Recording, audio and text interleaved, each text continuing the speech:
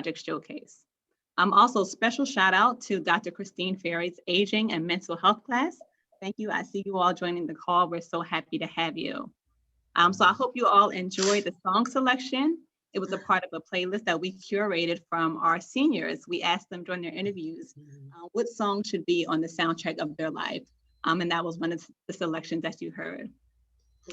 So for those of you who don't know by now, my name is Christina Noble, and I'm the project manager for Stories of Atlantic City. I'll be serving as your host today. I'm also joined by Stories of AC team members Toby Rosenthal, who is our program coordinator, Erin O'Hanlon, who is the Service Learning Senior Program Coordinator at Stockton, and Marissa Luca, who's one of our multimedia content producers. We also have on the call with us a few students, and as well as a few of our elders, and you'll hear from them a little later. And also I have to acknowledge Dr. Christina Morris. We cannot forget her. She is a professor for Stockton's Media, Civil Rights, and Social Change course. Of course, the course that we partnered with for this very special project. So before we dive into all the wonderful content that we have for you today, I'd like to quickly go over a few housekeeping items. So this event is going to be recorded. I hope I started recording, yes. So please inform us if you do not consent to this. We will do our best to accommodate you. We want everyone to feel comfortable. And then at the end of the program, we'll invite you all to engage a bit more and share your thoughts and or ask questions to our participants. So please be sure to stay muted until the end. In the meantime, however, please feel free to drop any questions or comments you may have in the chat, and one of our team members will be manning that. So before we really get into our content today, I really want to take a moment to acknowledge the anniversary of George Floyd's murder. 1 year ago today, Minneapolis police officer Derek Chauvin knelt on Mr. Floyd's neck for more than 9 minutes. It was an event that sparked global protests, and it was one of the catalysts for this project that we're sharing with you today. Though Chauvin has been charged, it's been a rocky road to justice, and the fight is not over. At this moment, we keep Mr. Floyd's family and friends and all those who've lost loved ones to police brutality in our thoughts, and we will never forget to say their names. It is through this effort and projects like this intergenerational storytelling project that we at Stories of AC will continue to highlight the untold stories in our community, the stories of unsung heroes. Today, we celebrate and honor the voices of 5 phenomenal women who have not only been resilient despite challenges, but who are also part of the solution. And with that being said, I'd like to toss to Dr. Christina Morris. All right. Hello, everybody. And thank you, Christina Noble. Particularly, thank you for reminding us of the George Floyd anniversary. As you were speaking, I had those feelings, right? Again, like we're also reminded that while there was some, I guess, semblance of justice for George Floyd in, right, Chauvin, that's only a drop in the bucket toward the bigger sort of project of justice. So thank you. And hello, everybody. Thank you so much for coming today. We are really excited to have everybody with us for the second part of our intergenerational digital story project. I just need to say a few thank yous first to our community elder participants. Like Christina Noble said, it is really amazing to have 5 such incredible women as our participants this semester. Thank you so much for your generosity in telling us your stories and your time that you've invested. Thank you, of course, to the Stories of AC team, Christina Noble, Marissa Luca, Toby Rosenthal, and a special thanks to Emily Montgomery, who this semester was the TA for this course, as well as the Stories of Atlantic City liaison to the students and the project documentarian. Of course, thank you to the students for your investment and commitment to this project, which would not be possible without you. And of course, Stockton University for its support, especially Arts and Humanities Dean Lisa Honecker and Erin O'Hanlon of the Center for Community Engagement and Service Learning. And of course, the Geraldine R. Dodge Foundation, without whom none of this would be possible. In fall 2020, my media and civil rights class began a partnership with Stories of Atlantic City and the Atlantic City Golden Circle Club. Students interviewed a group of community elders about their memories of the civil rights movement, their feelings about Black Lives Matter protests, and their reflections on the past and present of racial justice and injustice in Atlantic City. More than an educational exercise, this has proven to be a meaningful source of intergenerational connection in a particularly isolating moment. Hence, in spring 21, a new group of students interviewed a new group of elders. Their interviews were then added to our growing digital story bank, along with their photos and documents that they provided with their interview. And then, using the model that Christina Noble set forth last semester with the digital stories, Emily Montgomery then used the interviews to create a digital story for each elder participant. And then they get added to our stories from last semester. And so what began as a spark of an idea over a year ago has grown into a beautiful, living, evolving digital project demonstrating the importance of community storytelling and the importance of sustaining a space where the stories of Atlantic City and its people can be told, heard, and preserved. And with that, I am going to throw it back to Christina Noble.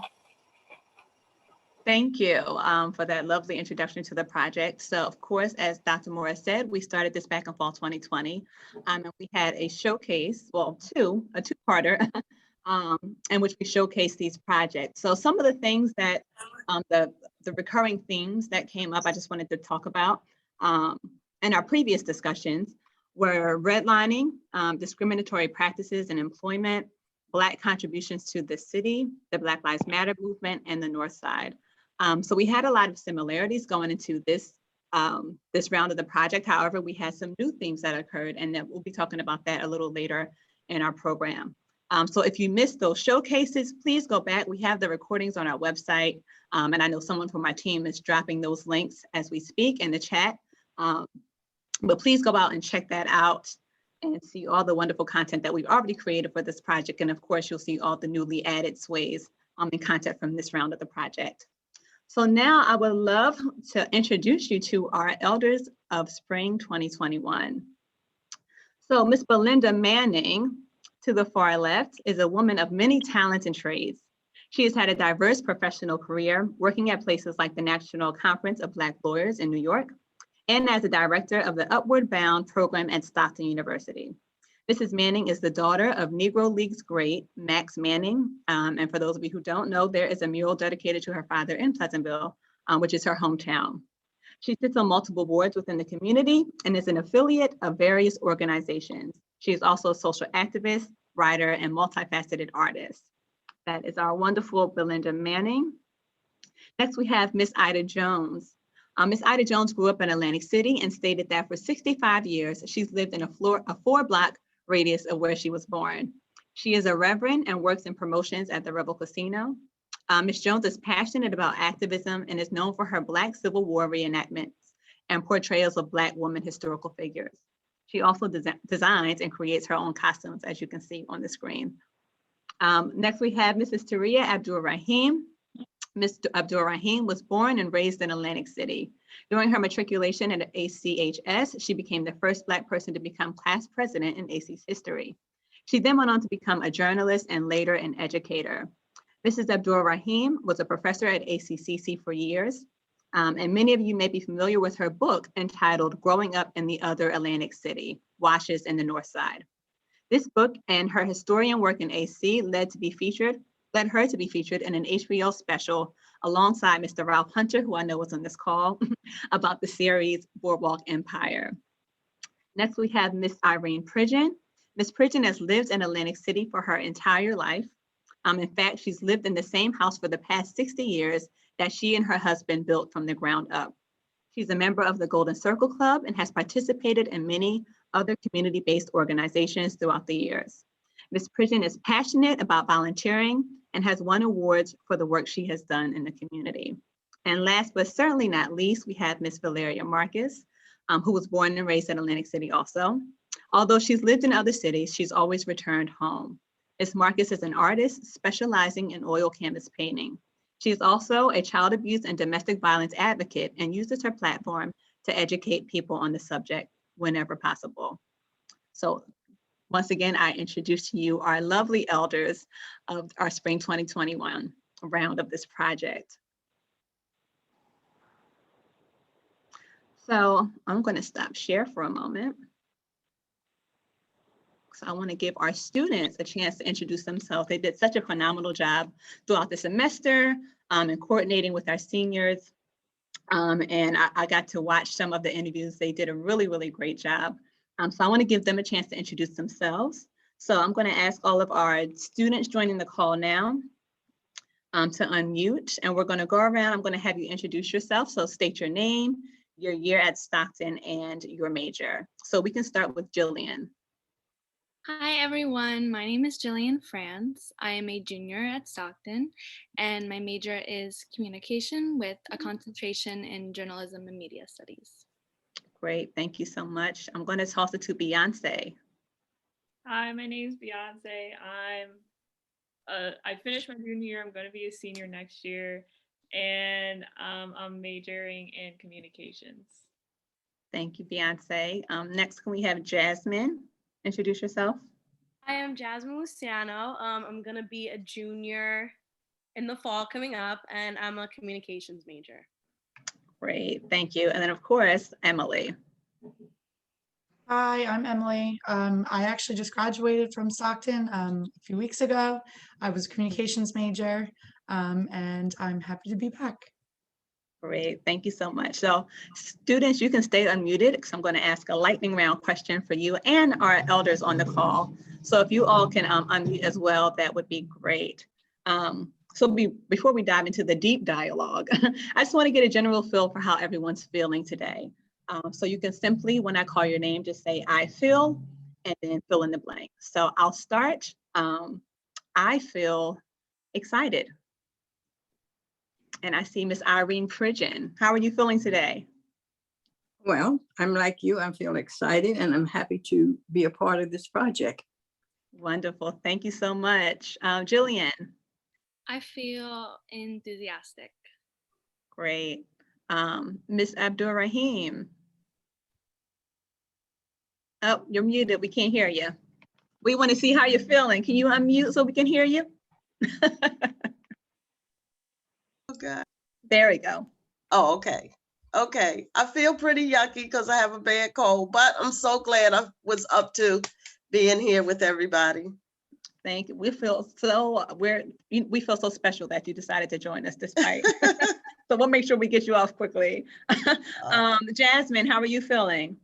I'm very excited to be here today. Good. Emily. I'm eager. Eager. Okay. Miss Jones. How are you I'm feeling? excited. Good, good. Who am I missing? Marissa. I'm pulling you in here. I'm proud. I'm pretty proud. Good, good. Miss Marcus, how about you? I feel good. Good. Did I miss anyone? Emily, I got you. Hi, you forgot me. Oh, I'm so sorry. Hi. It's okay. Hi, I'm Jenna. I'm a communications major and I'm a senior. And I feel so ecstatic to be able to have a helping hand in empowering the elders of Atlantic City. All right now, that was a full thesis. Thank you so much, Jenna. All right, so let's jump into this dialogue. We want to make sure we use all of our time. So we're going to start with some student reflections. And of course, I'm going to defer to Emily first. Being as though you were a returning student to this project, we want to get some of your reflections. So we know you were a student in the class in fall 2020 for the first round of this project. So you were really in that pioneering spirit.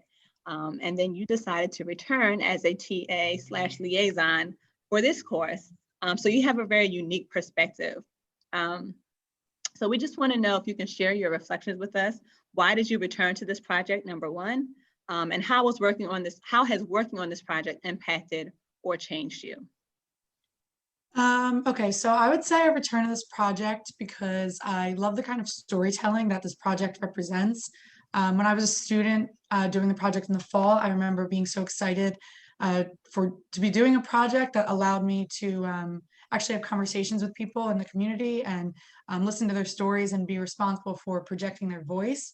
especially, you know, having all virtual classes, as most of the students on this call too. It was easy for me to feel like disconnected from campus and the community and, you know, other people, and especially the work that I was doing. So I think it was also equally as beneficial for the elders as well, because each of us had a lot to learn from each other. I think that's also a big reason why I returned to help carry out the project for round two, because there was still so much to learn and so many stories to hear and so many stories to tell. And as far as the impact, I think it's so meaningful because we were able to make connections and form relationships with people that we otherwise would not have been able to or had the opportunity to. And not only does this project allow us to cross generational lines, or also crossing racial lines as well, which I think, especially during the times that we're in, is crucial. I think it's necessary for people to have an outlet and an opportunity to share their experiences and their opinions, because that's how we form relationships, and that's how we're going to be able to change the world, is all together. So yeah, just thank you to everyone that was involved in this project last semester and this semester, and for making it as important and meaningful as it has been and still is. Thank you so much for sharing that, Emily. You talked a lot about, you know, building those relationships and making that connection, which is so needed in this day and time. So thank you so much for that. And we're so happy to have you again with us for this round. So next I'm going to go to Jillian. So Jillian, in a reflection you offered after the culmination of this project, you shared how intriguing it was listening to Ms. Marcus's firsthand accounts of significant moments in history. So can you just talk to us a little bit about why this experience was so significant for you? And what was the difference between learning about the civil rights movement in class compared to hearing someone's personal story? Yes, so in class this semester, we went through pretty much the entire timeline of the civil rights movement. And before this class, in Dr. Morris's class, nothing was sugar-coated, nothing was left out. And I felt like for the first time, I was really able to see the civil rights movement for how it was. And I was really able to see the whole picture and how Black people were treated in this country and how they still are treated in this country.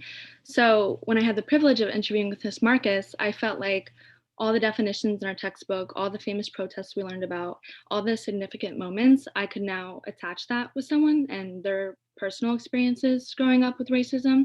So I think when you learn about history and all of the mass atrocities and systemic oppression, I think most of us acknowledge it and learn about it, but it's not until you hear another human speak about what it was like for them that you can really see what it was like. Because I think mass atrocities and stuff like that are such a large scale can be detached from us if we aren't impacted by it. So it can be hard to grasp, but when you listen to people hear their stories, share their stories, that's the best way to listen and to learn. So I was just really grateful to hear Miss Marcus. She is such a strong woman and she's been through a lot of hardships, but she is so brave. And I was just really grateful to be able to just listen to her. And yeah. Thank you so much for that feedback. I think you talked about a lot of important things, you know, mentioning that sometimes when you don't have a personal connection to an event or an atrocity or something along the same lines, we are often detached from it. And I think that's also a product of being in this social media world, this digital world.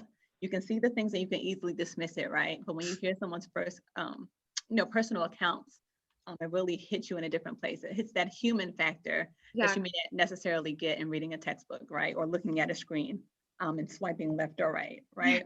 Mm-hmm. Thank you so much for that. That was amazing feedback. So now we're going to go to Jasmine. Jasmine, many of your classmates expressed nervousness going into their interviews with the AC elders, but then later expressed being at ease once they began speaking with their interviewee. Can you tell us about your personal experience leading up to the interview? And did you experience any reservations? And if so, why? So yeah, when first hearing about this project and preparing to interview Miss Marcus, I was very, very nervous.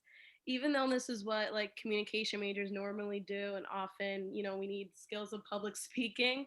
But I believe it's like normal to feel a little anxious of how the interview might go once started.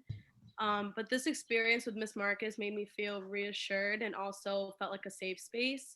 It was as if we were just a couple of girls having a simple conversation about life. At that point, none of us thought it was a project. We were just going on with Miss Marcus's flow and asking the questions we already prepared.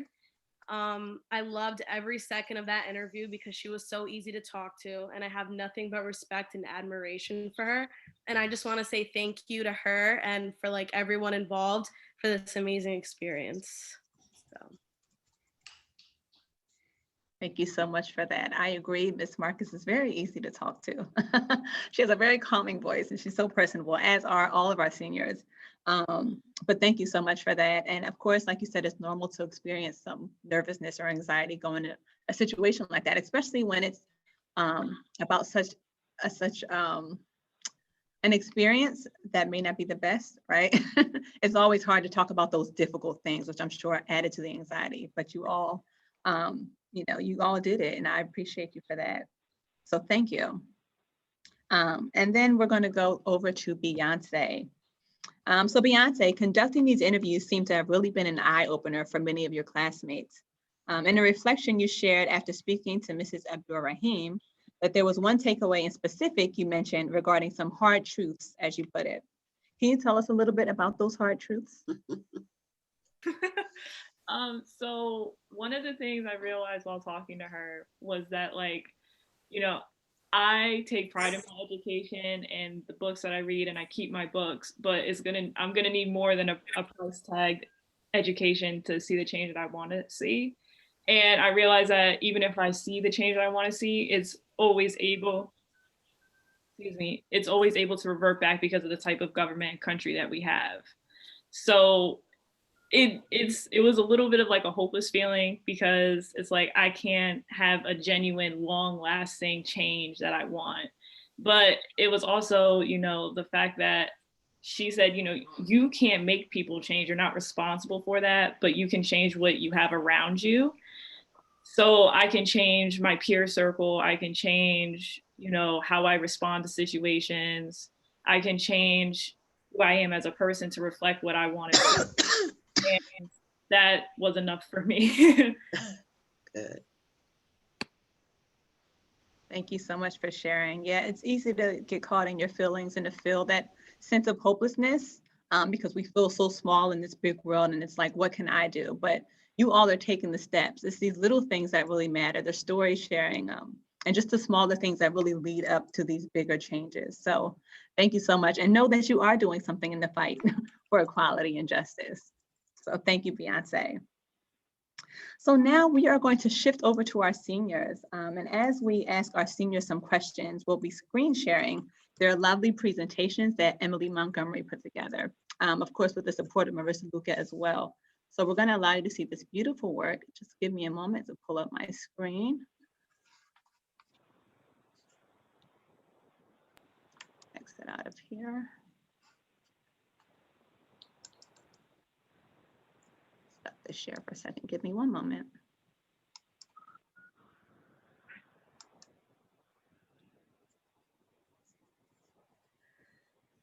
I may need one of my team members to pull up our sways. But as we begin, I'm going to start to I have them if you want. I have them right here if you want me to. Could you pull up this for Rahim's, please? I'm having some difficulties. Little technology. So as you pull that out, we're going to go ahead and ask our first question to Mrs. Abdul Rahim. So Ms. Abdul Rahim, as a former educator, you talked a lot about the education system in your interview. You have an interesting point of view, being as though you're also a historian. You mentioned that you often taught your students what the history books didn't. Can you talk to us a bit about the disparities in education, or rather the miseducation, when it comes to what Black history is? Okay. I'll try to condense this. But one of the biggest things that I think needs to happen is our teaching workforce needs to reflect our student population. Even in 2021, our teaching workforce in this country is still somewhere around like 85% white women. And unfortunately, whenever I do talk to students, it's interesting that they always say the same thing. The kids are so bad and y'all don't make any money, which I think is a serious misconception that steers a lot of people away from careers in education. It's been proven time and time again that children do better, feel better about themselves, and will thrive in the classroom when they have teachers who look like them. This has been shown time and time again. It's been researched to death, and we still have this unfortunate problem of not enough students going into education as a career. It's a very rewarding career. Yes, it's stressful, any profession where you're going to be dealing with the public, but you can, if you find, you kind of have to find your niche. Like some people really, really love preschoolers. I never did. Other people really love middle school. That wasn't really my niche either. I love teaching high school, which a lot of people think, you know, oh, they're so bad. Aren't you scared? Blah, blah, blah. But I love teaching high school and college. And I just think it's really important that people get correct information. Students, undergrad students, get correct information and understand that there are a lot of degrees where you're going to come out with a bachelor's degree and earn less than what teachers make, especially in the state of New Jersey. And I know New Jersey is an exception in a sense that teachers start off somewhere around 51,000 in New Jersey. I know that's not the case everywhere, but you have to consider also that the teaching school year is like 185 days. Winter break, spring break, summer's off. If you really are passionate about a particular subject area, then you probably want secondary ed, where you can really bring your enthusiasm into the classroom about that one particular area, English language arts, literature, or science, or world history, American history. But we really do need to see more people. The teaching workforce really, really needs to reflect our public school student population. It's still unfortunate that our school systems lack the resources that we need, especially for brown and Black children.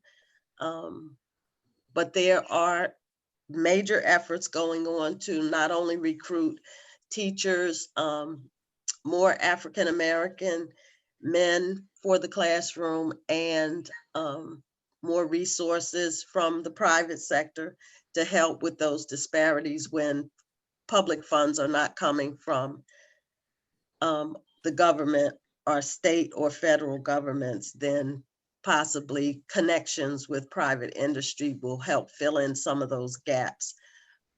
It's really been said during COVID to have the spotlight shine so much on the disparities in technology in 2021, to have any child in this country not be able to access the internet is just insane. Right. And it's really, really sad.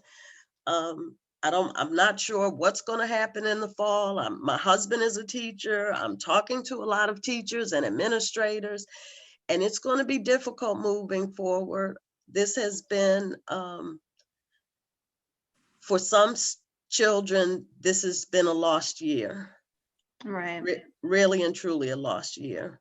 Oh, I'm sorry. Yeah, that's okay. It's good, and it's going to be hard to fill in the gaps for those who it was more of gaps, because our curriculum is built, it has a foundation, and then you're building on that foundation. A lot of younger students will have missed a lot of that foundational stuff that they really need. So we'll see what happens going forward. But also my last point, promise. My last point, we have to understand, I'll just never forget that NPR interview that I heard with history teachers and historians in the United States, who were saying to the interviewer that they have been pushing at least for a decade to change the K through 12 curriculum in the United States, because it is very easy. If you go to public schools, K through 12 in the United States, it is very easy to come out as a white supremacist. It is very easy to come out thinking that white people are the greatest thing since sliced bread and nobody else did anything worth anything in the history of the world.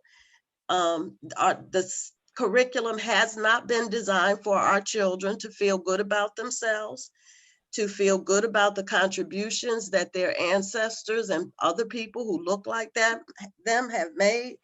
And we have to, it takes so long to change curriculum in the United States, but this has become paramount.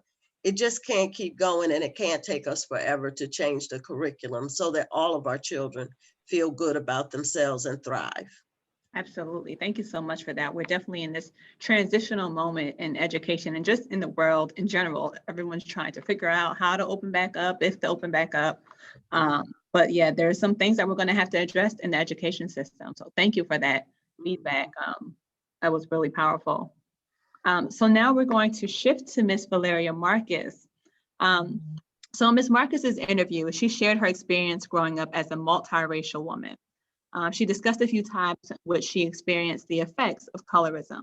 So for those of you who don't know, colorism is a practice of discrimination by which those of lighter skin are treated more favorably than those with darker skin.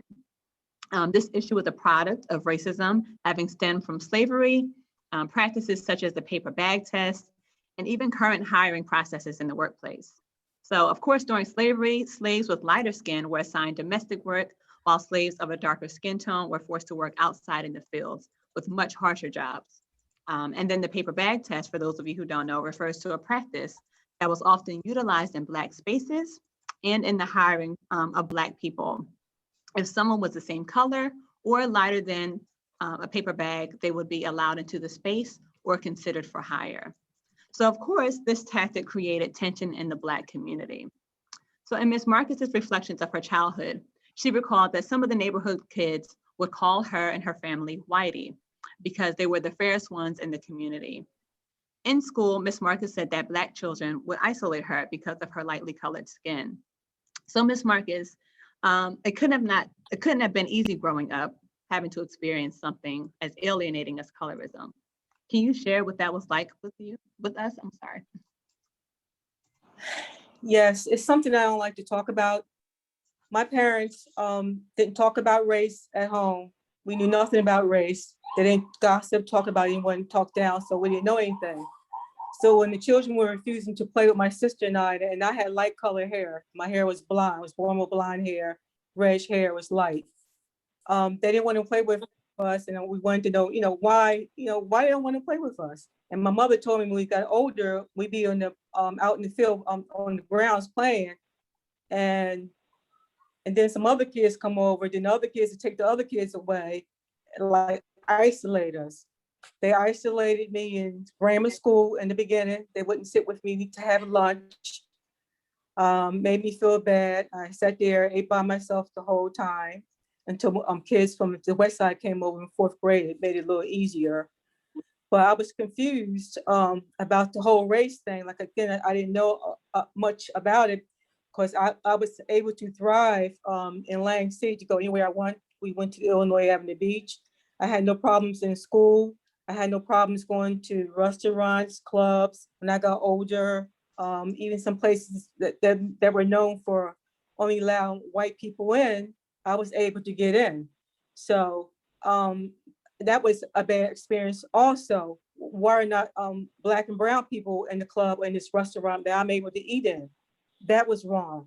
On the boardwalk, you had a job, in the boardwalk, they were allowed, Black women, girls to have jobs on the front, like ice cream stands or that kind of nature. My sister and I were able to get hired, and my cousin, because the way we looked. That was wrong. Both ways is wrong. And that needs to be broken up, because we're all the same. We are, no matter what our skin looks like, our eye color, our hair, our body shape, or who our parents are. And this is something I thought about earlier today, because I know I was going to be asked this question. My parents were isolated in the neighborhood too. They didn't have any friends.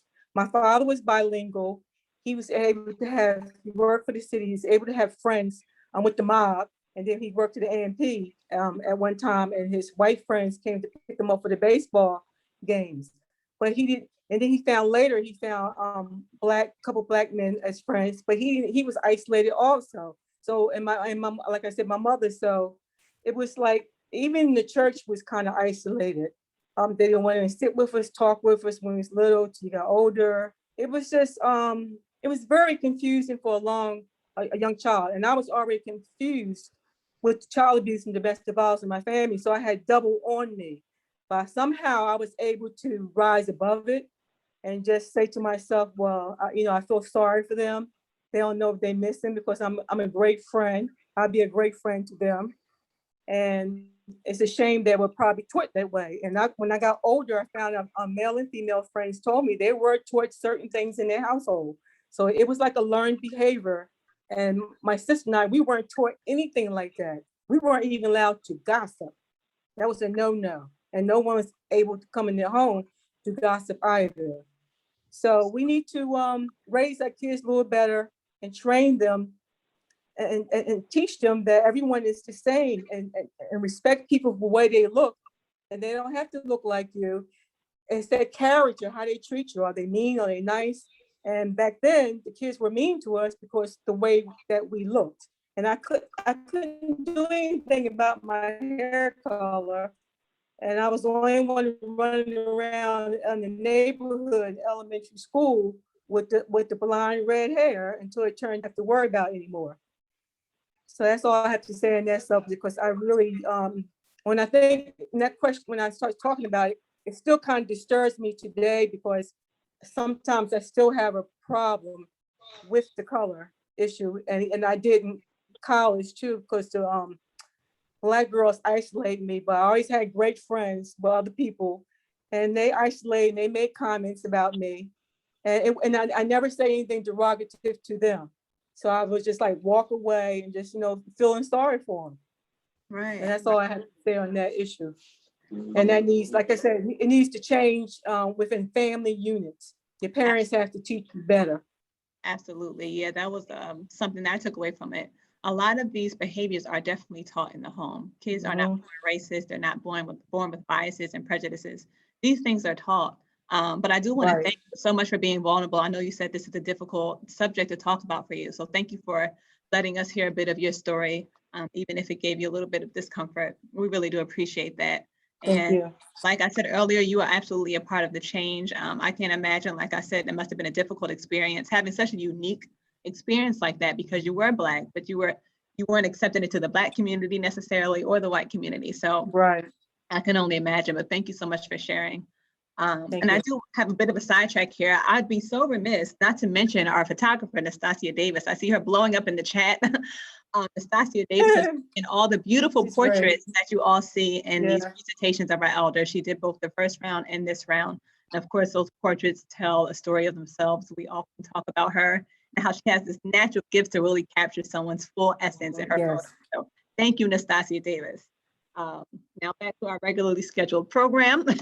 We're going to shift to Ms. Pridgeon. So Ms. Pridgeon, in your interview, you discussed some of the organizations you were involved in around Atlantic City. There was one group in particular that you mentioned that was one of the most prolific organizations you mentioned, and that was the 101 Women's Plus group.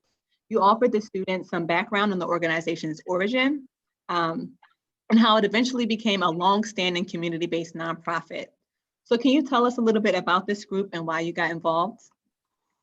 Well, this group was organized in 1982 It was an organization organized by Dorothy W. Darrington to help elect the first Black mayor of Atlantic City, which was James Ushery. And having succeeded in that, we decided to stay together and become a social nonprofit organization.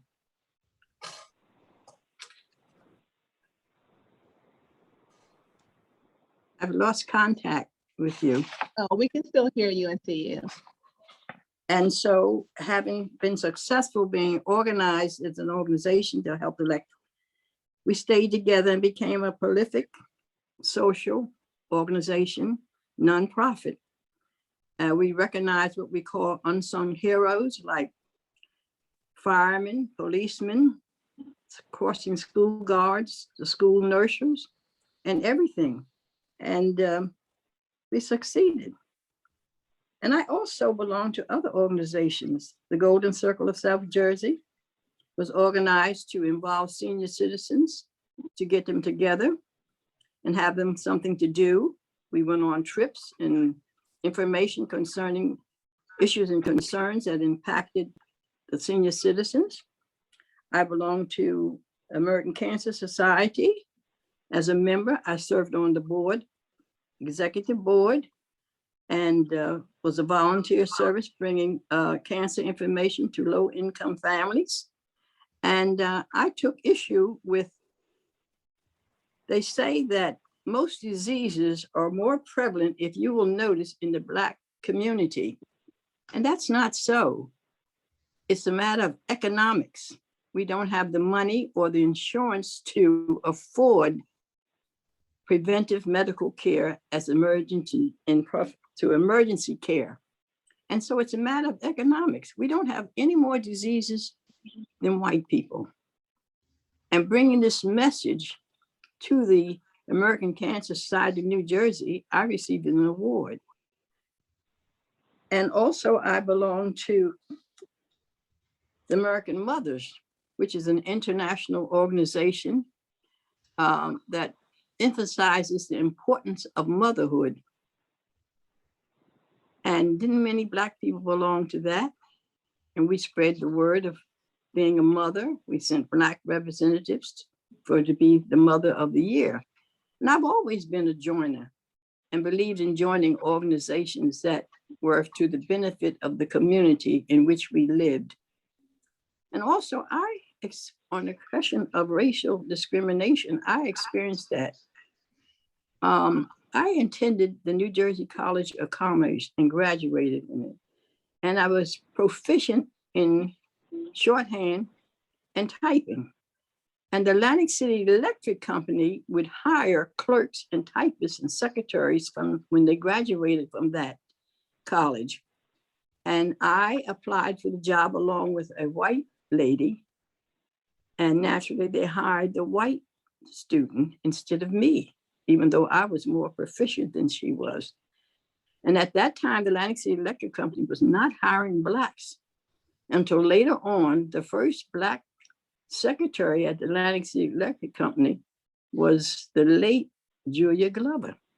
So I experienced racial discrimination also. Absolutely. Unfortunately, we know that's the case. And growing up in the era that you did, and even now, it's something that we still see to this day, unfortunately, and we're still fighting for and fighting against, rather.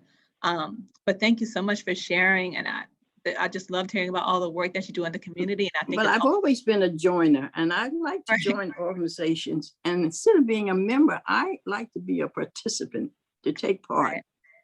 Right. There's a difference sometimes, right? Some people are just members, but then you have the goers and the doers that are out there doing the work. And that is you. So thank you so much to your service to this community in particular, and at large. So now we're going to move to Miss Ida Jones. So Ms. Jones, in your interview with the students and in previous interviews, you expressed your passion for activism. You stated that you come from a family of politicians and people who are very active in the community. An interesting fact about you is that your brother was Al Gore's speechwriter for 8 years in the White House. Wow. For someone such as yourself who comes from a rich legacy and who has been very involved in the fight for equality, What advice would you offer young activists who aspire to make change? Never feel that there's anything that you can't ask a question about or that you can't involve yourself in. Because if there are groups like our NAACP, and we had the Southern Christian Leadership in the South, there are times that you can ask questions, make yourself knowledgeable about your surroundings and what you as an individual community member, just like Ms. Pridgeon said, can come in and help boost others. If we did not in 1965 protest on the boardwalk, I would not have been able to work on the boardwalk in 1966. I am a woman of color. I am of the darker hue. I have always been pushed to the back because I was darker. But I always knew that if I was knowledgeable and I had the ability to do what I had to do or was needed to do, that I could make sure that I could get the job done. And what we have to remember is that we have the ability to get the job done. And as long as we get an education and we encourage each other, we can make it happen. I'm very proud when I go to Washington, D.C., and I was able to work on Bonnie Watson Coleman's campaign, and to see her get sworn in and her make her first vote on the floor of the House of Representatives made such pride for me as a woman of color to know that we got together and we made sure we knew what to do to promote her, to support her. And as young people, they need to know that they too can support each other. We have the sororities when the young ladies can get together and support each other and network. Always remember to network, because you can learn from somebody else. Somebody knows something else that you need to know, and you have things that other people need to know that they can incorporate in their life that can make this place a better world for all of us to live in. And that's one thing our family, when they would come visit, we lived in Atlantic City, so everyone came from Mount Holly, Cherry Hill, Camden, Philadelphia to go to the beach and boardwalk. And the one thing they talked about were those of us who came out of slavery and attended Wilberforce through the AME Church, and therefore realized that the knowledge and the education we had, we could together push our community so that we could achieve a lot of wonderful things, that we can stand on the shoulders of those who came before us and continue to make things better. Wow, thank you so much for that. Those tidbits, I was taking notes as you were speaking. And I love that you brought up the term networking. We talk about networking all the time in the education system and in the work that we do. Networking is so important, and making those right connections, especially, and that's what you're doing. That's right. what you're doing when you involve the elders with the young people. A lot of what people don't realize is that generationally on Sundays, everybody sat down together. So you got to interact and learn from your aunts and grannies and aunties and great grandmothers. And we have lost that connection, which is something that's very, very valuable. Absolutely, absolutely. And I don't think people have really thought of networking in regards to activism, but it's so important to make those connections in order to make that change happen. So thank you so much for that information and that advice to us young folk out here trying to continue the work that you all started. You're very welcome. I have just one more question for our seniors, and we have time for about one or two of you to answer. And I'm going to share my screen quickly. So one thing that was unique about this panel, of course, was that we had an all-woman panel, which definitely gave us some unique insight and perspective to this round of the project. But another thing that made this round very unique is that most of the group are artists in some way, shape, or form. So we have a very gifted and very creative bunch. So Ms. Abdul Rahim has authored more than one book. and one of which was turned into a stage play. And as I mentioned earlier, that was growing up in the other Atlantic City, Washington, in the North Side.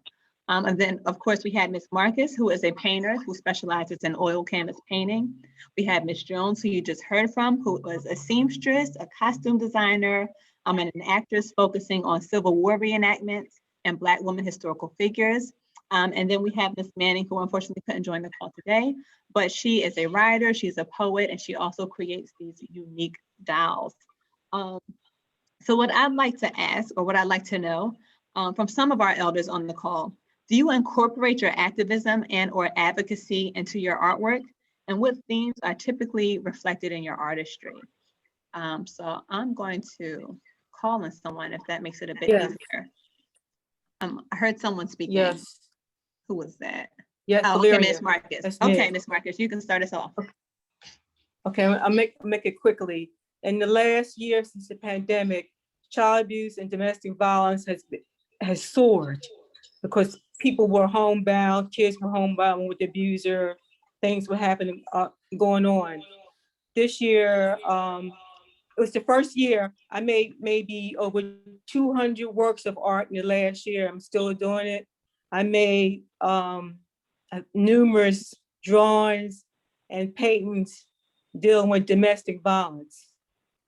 And I didn't know that was in me, but I just kept reading stuff and following the news the whole time about the issue. And I'm an abstract painter originally, well, since high school. I did traditional. When I was in Moore College of Art, I did maybe what they assignments. I did a lot of abstract art also. But I had a friend who passed last year, and she's a painter too. And she told me, one day, Valeria, all that stuff that you went through is going to come out in your art. And I just laughed it off. I just laughed like, yeah, right, to myself. Well, when the pandemic came, I'm still upset what's going on, how we didn't acknowledge.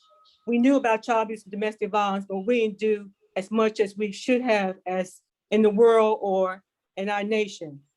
So my art is, these works are not violent, but they have some violent things in them. And I put flowers in my artwork, mostly with the paintings, domestic violence and child abuse, to make it more like it's still life. It's still life at the end of the tunnel, even though it's a lot of confusion in the home right now with domestic abuse and child abuse. And I'm a witness, there is still light.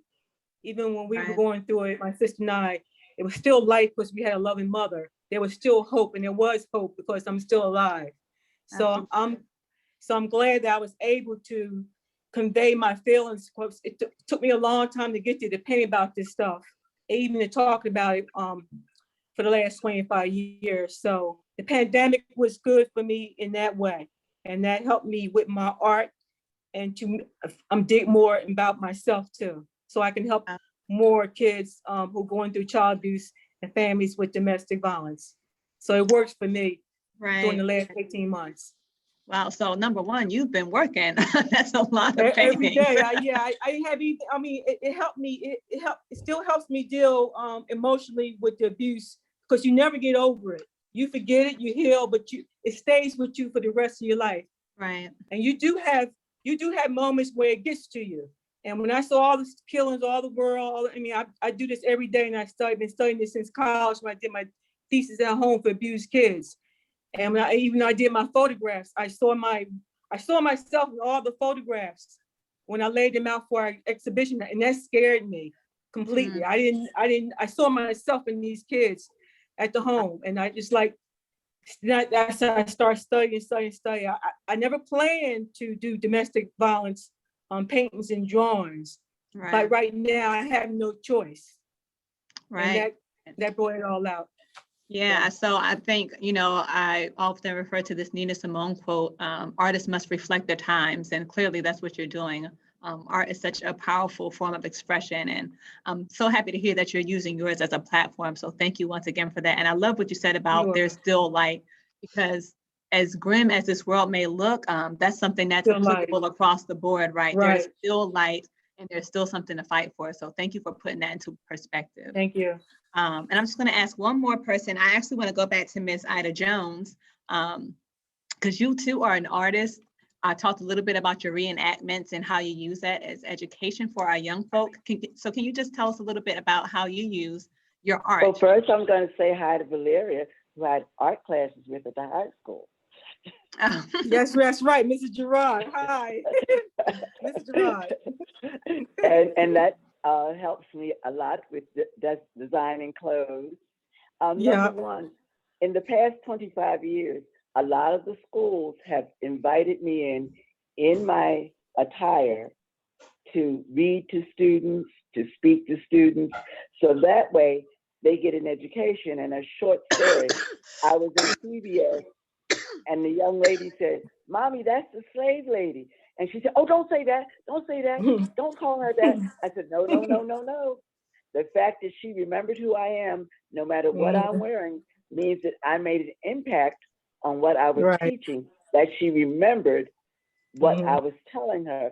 That didn't matter what she saw me in wearing.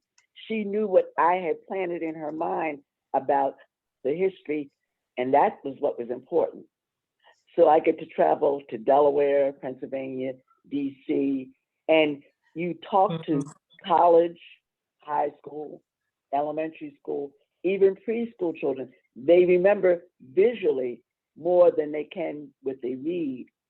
So don't think that when you see me somewhere that, oh, it's just, people remember the visual and the questions that I'm asked from the time I leave my front door until I get back home is very important by not only young people, but adults our age who don't know the history, and from all races who don't realize how the intertwine and the atrocities that happened in one race also affected the other race. A lot of what the white supremacists are going through, they're feeling the guilt of what they've done to our race and what they did when they enslaved each other. So don't think that it's just one-sided. A lot of it comes out on either side. And the one reason, again, that I work with the Miss America organization is that slowly but surely, we were able to educate and enlighten people about the colors and the shapes, and all women are beautiful and intellectually and smart. So when I first started in the late 70s, there were no women of color who were contestants. And now 43 years later, I mean, we're all over the place, even with our natural hairstyles. And so I figured that over these years, I've helped incorporate and integrate the different young ladies, Spanish as well, who've been able to compete and wear a crown in different pageants, because some of our young ladies from this area go on to do the Miss USA, Miss Black America, and we just have to encourage the beauty in all of us. Right. Wow. Thank you for that work that you've done in helping to shift the culture. We know as Black women, there's often the issue of trying to uphold a westernized standard of beauty, and we're continuously fighting through that. But like you said, there's so much more representation in the world now, but we still have a long way to go, right? So thank you for that. Thank you for sharing. I do want to pass the floor to Ms. Pridgeon. So Ms. Pridgeon had a question that she wanted to ask our students on the call before we go into our questions and answers segment. So students, listen up. This question is for you, and this is from Ms. Pridgeon. The floor is yours, Ms. Pridgeon. Yes. I would like to ask the students, how do they perceive senior citizens and elders of today? I know Ms. Pridgeon and I had a few talks, and she really wanted to know the shift that happened before and after the project, right? So going into this project, were there any preconceived notions about the elders of today? And then afterwards, of course, has anything changed in your thinking or the way that you perceive them? So I'm going to let our students volunteer, or I can call you out.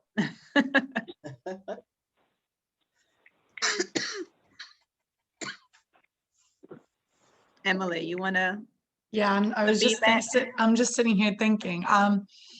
Well, I'll be honest, I never really had many like interactions with seniors before. My grandparents had passed like a long time before I was even born. And, you know, and then the grandparents that I do have, my dad's step parents, like they live so far away. So I don't really like, other than just like interacting with people at my job, I don't have like very close ties with anyone elderly in my family. So I would say that I didn't go into this project in the fall, like thinking that it was going to be more or less difficult talking to having conversations with seniors. Obviously, I know that there's differences in, you know, what we're exposed to and like what you guys went through compared to, you know, what kids of our generation go through and experience.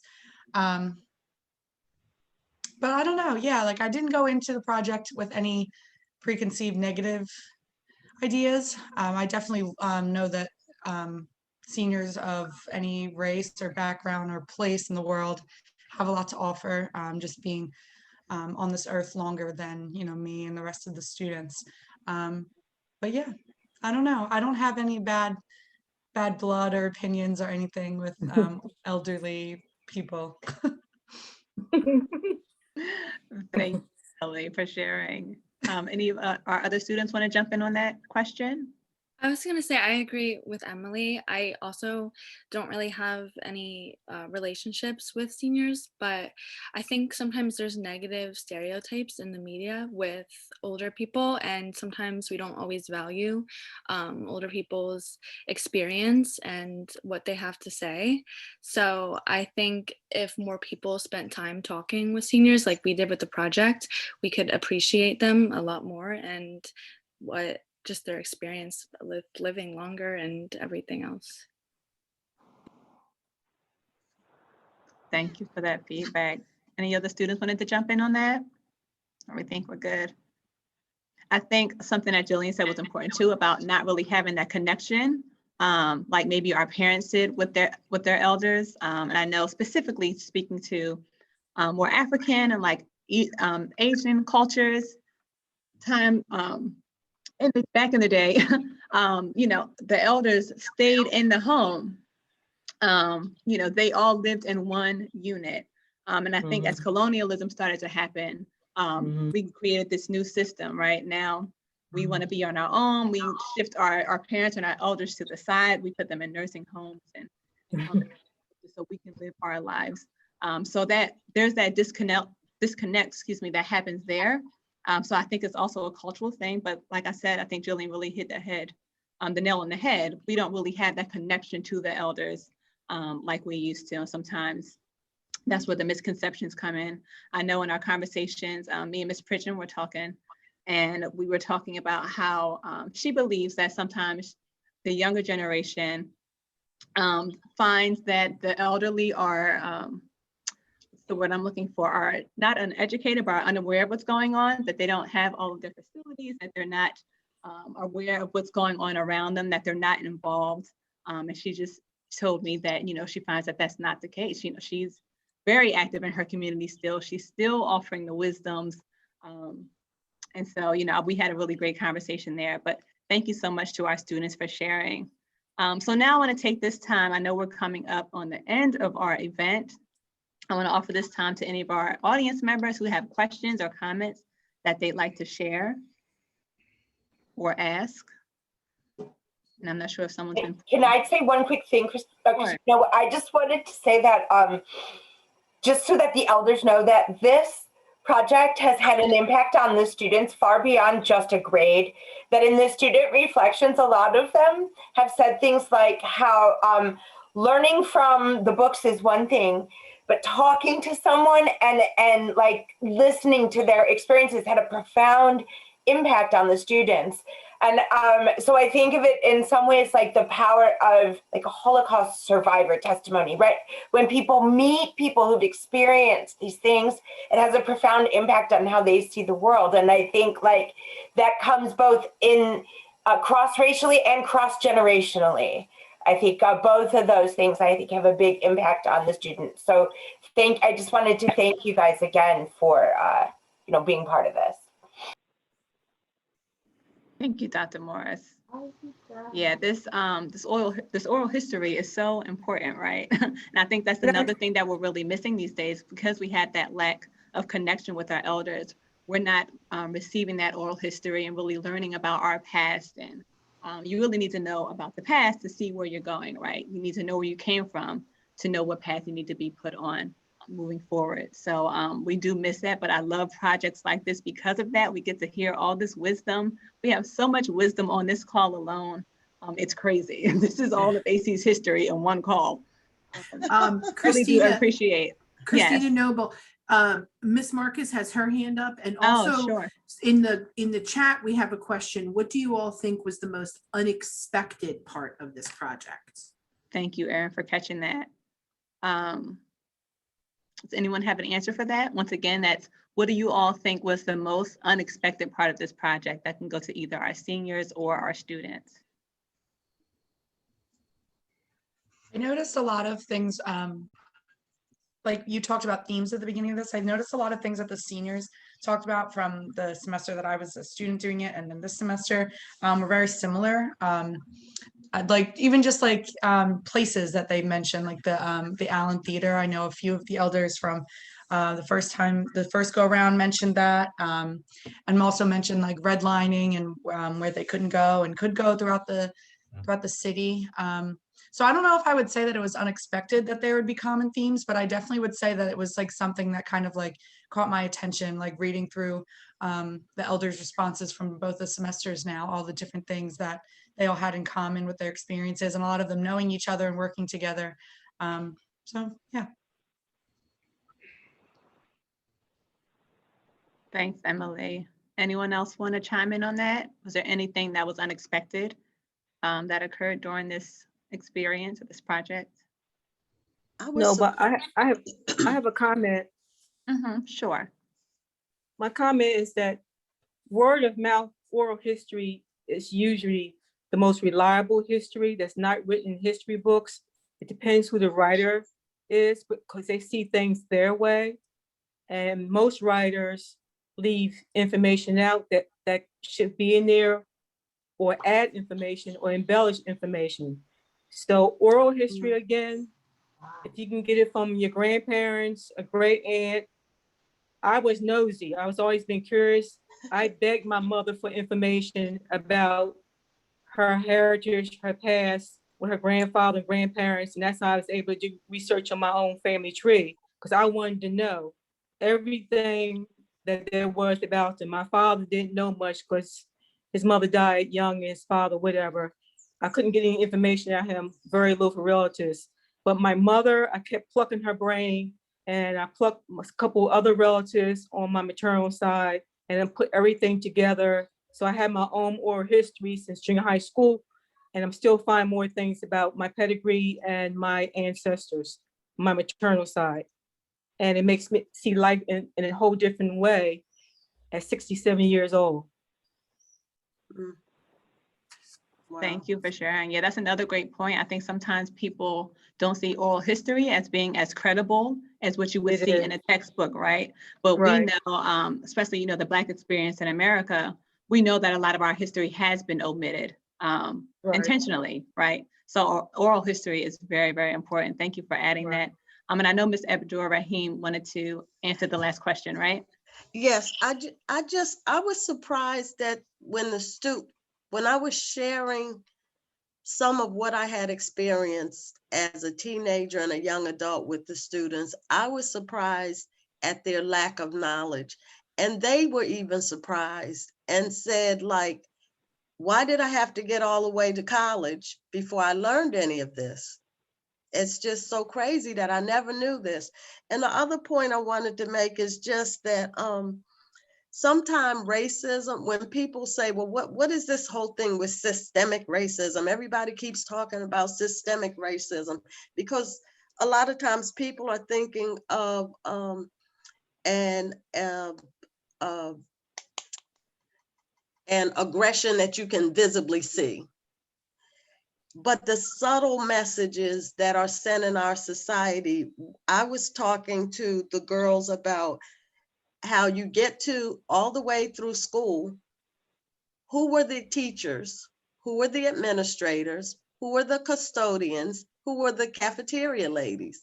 Those subtle messages are going into our brains as to who is supposed to be serving, who's supposed to be in charge, who has all the knowledge. And more times than not, the girls were saying, yeah, you know, I have had like almost all white male professors. Wow, I didn't even pay attention because it's just kind of understood in a lot of, God, what am I trying to say? In a lot of spaces in our society that white men will be in charge. Maybe there'll be some women, maybe, you know, a few, not too many, just enough to say we had a woman or a couple women, you know, in charge. Right. You know, I remember when the students, I think Columbia or NYU, and the students were protesting because still in the United States of America in 2021, our Black professors only constitute something crazy like 2%. It just doesn't make sense. And then when you look around the campus and they're like, yes, we're all here, all the Hispanic and Black students, we're all here. We got the scholarships, we're here at college. But the message, when they look around, they were like the subtle message going into all the students' minds. The custodians are all Hispanic, or all the cafeterias are all Black women. So I just love that these students are even trying to be aware of, we call it metacognition, thinking about your own thinking and just being aware of what's happening so that when they are in the decision-making seats, hopefully, I'm depending on you to make different decisions as we move into the future and try to create a different country, a better country for all of us. Wow. That's Give you a round of applause right now. Yeah, absolutely. Wow, yes, so important. All that stuff is being ingested into our subconscious, right? And then that we internalize that, and those are the stories we begin to tell ourselves about ourselves. So thank you so much for sharing that. I saw Ralph Hunter about to say something, but I did want to address another question we had in the chat from Paula Goddard. She said that Malcolm X spoke in Atlantic City in 1964. Were any of our seniors present to hear him speak? And if so, how was he perceived? No, too young. Yeah. Too young. We were too young. Too young. I Well, I was know old he's- enough too, but I don't recall him being here. Well, Me he neither. was here. He was here in Atlantic City at Mosque number 10. Yes. It was down. It was uptown around New Jersey Avenue. And Yeah, it was there. We have photographs of him here in Atlantic City Museum. Yeah. And he really Lester- had red hair. Lester Muhammad Yeah, has right a whole, here. Lester Muhammad has a bunch of that history. Yes, he does. Some additional questions that came in was, you know, there's so much wisdom, collective wisdom of this group of people. Did you actively seek out mentors? Who helped you to reinforce your worth when you faced the debilitating impact of racism? You know, who did you go to look to for guidance and mentorship? Is that a question to the seniors? It is, yes, Mr. Hunter, it is, yep. Well, I think most of the mentorship and the guidance came either from the Black church, the Black mosque. It's where people gathered together and understood what was happening in their own communities. And there was strength who came from those ministers who were there teaching the children as well as the congregation. And it gave you enough strength and enough energy to last you to next Sunday when it was time to pay your tithes again. I didn't really need it. But that's where the strength came from, the Black community. It came from the church and the mosque throughout our community. So really places that that were held specifically for collective power, it sounds like. Well, that was the power. That was the power. And you know what, Aaron, growing up on the north side, you know, there are a lot of elders in Atlantic City who will tell you that integration was the worst thing that happened, because before we integrated in junior high, for the most part, the elementary schools, and there was de facto segregation, they call it, in Atlantic City. So having all of those Black teachers, principals, Mr. Usry was my principal all through elementary school. Junior high, we had, you know, kind of mixed classes, but there were still a lot of Black teachers. Those people acted like your parents, and they knew your parents, and they would tell your parents, and they would talk to your parents about you. They were your next door neighbors. I grew up on the north side of Atlantic City feeling like I could do anything, because all around me, I saw Black people who own businesses. Our dentist was Black, our doctors were Black. You know, it was just like, why would I be limited? I didn't even know about any limitations until I got closer to high school. And because Valeria and I are class of 72, so we were in high school in late 60s, early 70s, when things really got hot. And we fought for more Black history. We fought for more Black teachers. That was kind of the beginning of like, oh, there's this other world where people are not going to be just loving up on me like I had experienced all those years prior. I just had a very nurturing, I called it a cocoon. Growing up on the north side of Atlantic City, it just felt safe, and I felt protected and loved and like I could do anything. And then as I got closer to high school, I started realizing, oh, there's this other world where people are not going to be just loving me and thinking I'm so wonderful anymore. And I was even shocked that I became the senior class president in 1972, because at that time, our class was about 60% Black, about 40% white. They voted me for senior class president, but we still took separate class trips. The white students did a ski trip in the winter, and the Black students did a trip.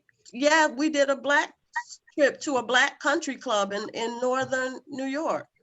So yeah, rough times. Well, I was fortunate that my family always documented everything from the time we left the plantation. We have the numbers that the family was issued when they became free. Wow. They listed all the schools, the businesses, where the family migrated, those that went west, those that stayed in Jersey, those that went to the south. So we always had a very strong connection about who and where we came from. And so that always inspired you to continue to be like the school teachers in the family and the musicians in the family and the people who, like Valeria and Ms. Rashid was saying, who stood there and said, this is what you have the ability to do. We had 6 Black doctors in this community. We had 2 or 3 dentists. We had all kinds of businesses. In all up and down Arctic Avenue, Baltic Avenue, were all businesses. Let us not forget that Madam Sarah Spencer Washington owned the golf course offshore. There were things that we did and educated each other, taught each other, had trades. We had nightclubs, we had restaurants, things where we could learn things from each other to help boost our economy. Thank you so much for that. We do have another question for the elders, which is from one of our faculty, Tony Buckley. She'd like to know how this interview process has changed the elders. How has the conversation and the reflection positively affected you? And to that, I would add, you know, also too, it sounds like there have been some very hard moments to talk about as well.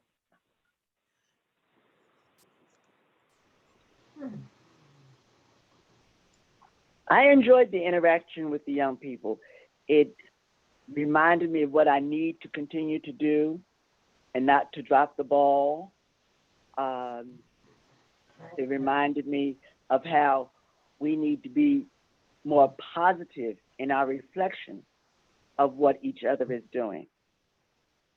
And so that they see that we are positive about the artwork, about the playwriting, about the book, the novels and the books that each other are doing, that we aren't tearing each other down, that we are respecting Miss Pridgeon, who I love. She and Miss Price and all the ladies in the Golden Circle and the gentlemen who I still talk to, Reverend Dobson, who inspire us. As we were saying to them a couple of weeks ago, we were talking to Miss Jerry Price and her sister, Juanita Conquest. And we said, we're standing on your shoulders. We're looking at these women who are independently living, driving their own cars, you know, are very active in what they do in the community. They are what we have to respect. They are the people we have to continue to interact with so that we can learn, so I can get out of these 60s and get to the 90s.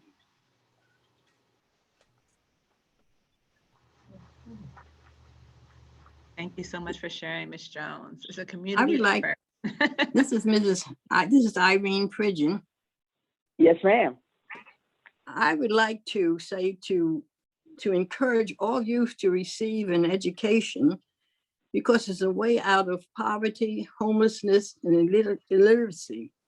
And also, we should say that not all children are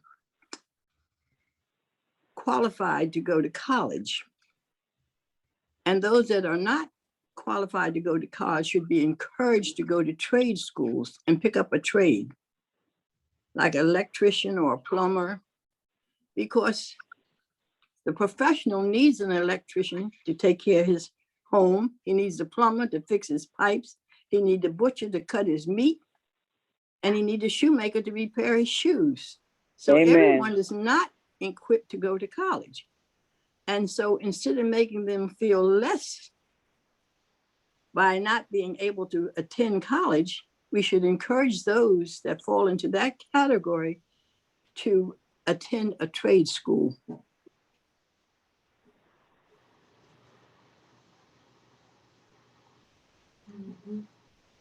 Thank you, Ms. Pridgeon. Did any of our other elders want to add to that? Well, earlier today, I was on a conference call with the secretary of the Amistad Commission, and to the point that was made a little early about the schools in Atlantic City and throughout, the Amistad Commission was put together to teach African-American history in every school district in the state of New Jersey. They were recently funded to do that. And it's going to be a really, really great organization to make things happen. And kids like the students who are working at Stockton on this project, the next generation and the generation before them will have an opportunity to learn more and more about African-American history, because it's going to be taught from first grade through 12th grade in school. And they won't have to wait until they get to college to better understand the plight of the African-American and how things are the way they are today as opposed to where they should be tomorrow. So the Amistad Commission is a very, very important tool that's going to be forced on the schools to use throughout the state of New Jersey. Thank you so much for sharing. I see we're at a time. I do want to respect everyone's time. So I just want to share with you a quick slide, our plug. We have a few things coming up. Just give me a moment. So this Thursday on May 27th at 12, Stories of AC will be presenting a lightning talk at the Neighbors and Newsroom Summit hosted by WHYY. This event will be an opportunity to explore how to build collaborations that better inform and engage communities like ours. It's free to tune into, and I'll place a link in the chat shortly. And you can also tune into our social media for more information on that.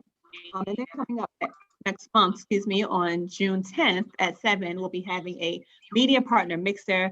We're inviting you to come socialize with Stories of AC and other media partners. We're going to be networking and nurturing new ideas. So once again, I'll drop all of those in the chat. And of course, if you're not following us by now, please follow us on social media. And of course, check out our website where you'll find these amazing stories that you heard today. So I just wanted to plug that in there before we left. Do we have anyone else that wanted to talk? I really want to thank you all for joining us. I want to thank our seniors, our students, our professional staff, our community members, our Stockton community members. We really do appreciate you sharing your time with us here today. I'm so happy we've gotten all these wisdoms from our elders.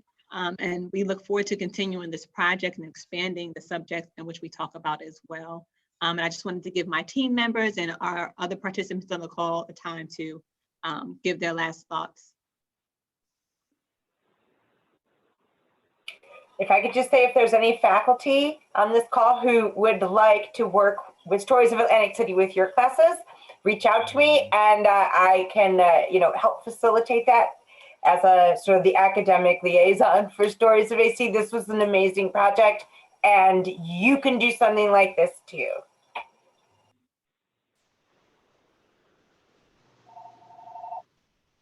All right, Toby, Aaron, we're good. Thank you all for coming, and please, we would love to see you at our media mixer on June 10th. And also please join us at the WHYY Summit. For anyone who's interested in local media making, community powered media, this is a great opportunity to find out what is going on in the greater Philadelphia area. And we are so honored that they are shining light on Atlantic City and stories of Atlantic City. So come and join us as we represent our amazing community. Thank you. Thank you all. So once again, thank you for joining us. We look forward to the next time, so be on the lookout for further events and projects such as this, and enjoy the rest of your day. Thank you. Thank you. Thank you. Thank you. Thank you so much.